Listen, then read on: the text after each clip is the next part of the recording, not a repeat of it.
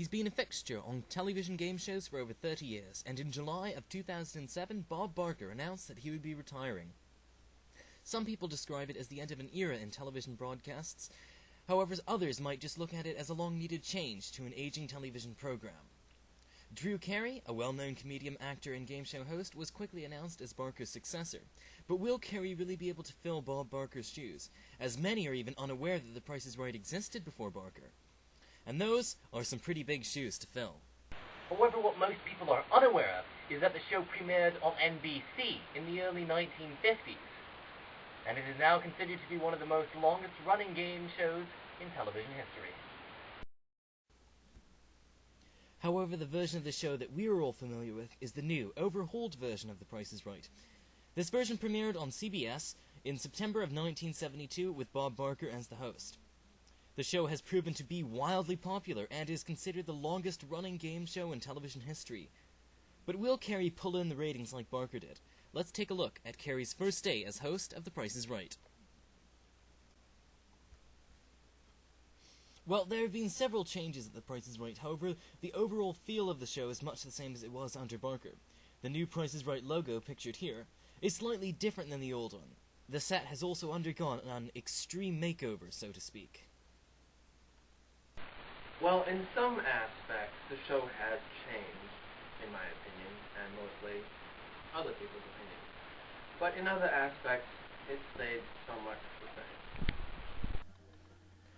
Duffman, whom you might remember as my co-host on Media Oddities, is INET's television expert, and he was watching the first episode of the 36th season of The Price is Right.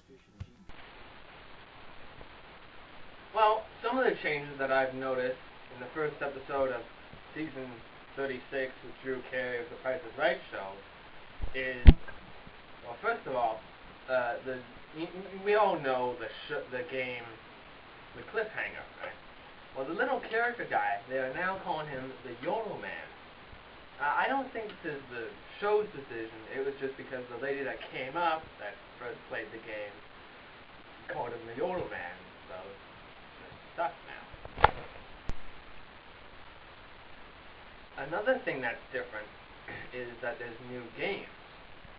Premiering on the first episode was a game called Barker's Bargain Game or Deal. I can't quite remember how the title went, but it was something like that.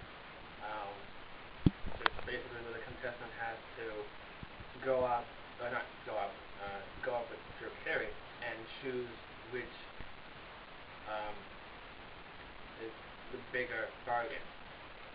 Anyway, another difference is we all know the game one away, where there's the numbers and one goes up, one goes down, and the contestant says, "Ladies, do I have one number right?" and so forth. Well, that's changed, and it's quite funny.